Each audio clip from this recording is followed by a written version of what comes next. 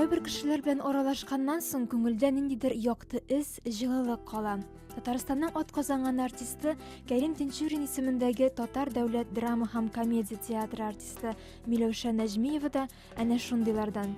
Күзләрендә шаян чаткылар уйнаган, йөзендә нур балкыган, дөньяга ничектер йөрәге аша караган әлеге ханымны башка һөнәрдә күз алдына китереп булмый кебек. Ул артист. Хәзер инде тормыш һәм сәхнә тәҗрибәсен мул туплаган шәхес. Самореализация русча әйткәндә.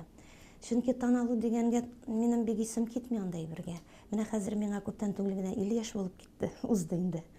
Анадан карамастан инде беләләрме, таныйлармы, карыйлармы дип андый уйга хәзер керү ничектер уйланмыйсың бу яшькә җиткәч. Элек бәлки ничектер менә театраль училищены бетергәч рольләр күп иде.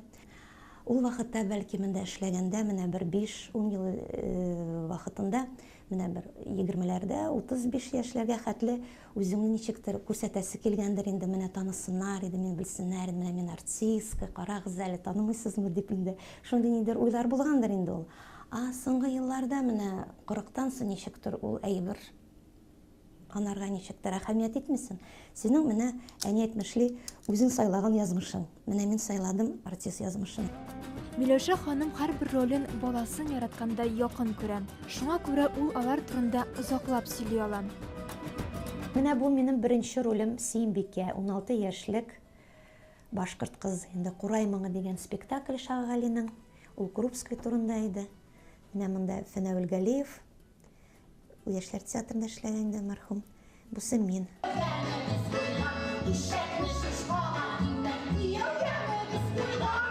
Нинди генә рольгә алынмасын, героиня ул яисә берәр сәрхүш хатынмы, ул аны җиренә җиткереп, тамашачы күңелендә уелып калырлык итеп башкара.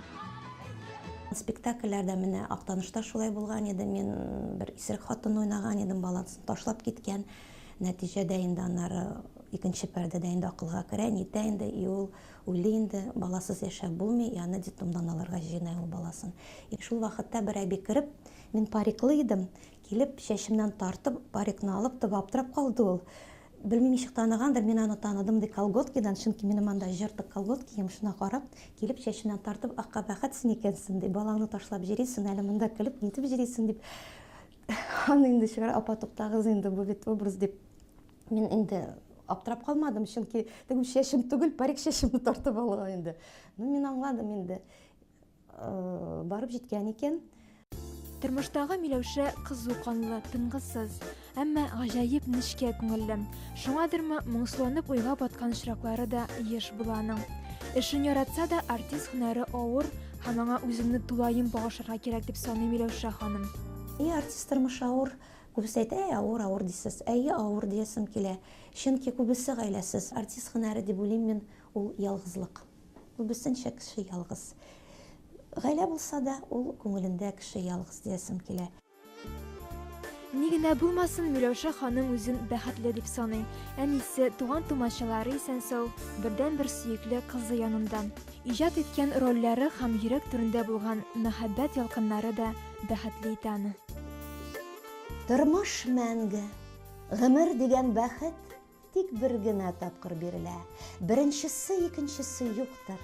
Мәхәббәт тә була бер генә. Гашыйк булу ул гомернең язы. Ә кавышу алтын көзедер. Кышта җәйдә сүрелмәгән хисләр кайнар мәхәббәтнең үзедер.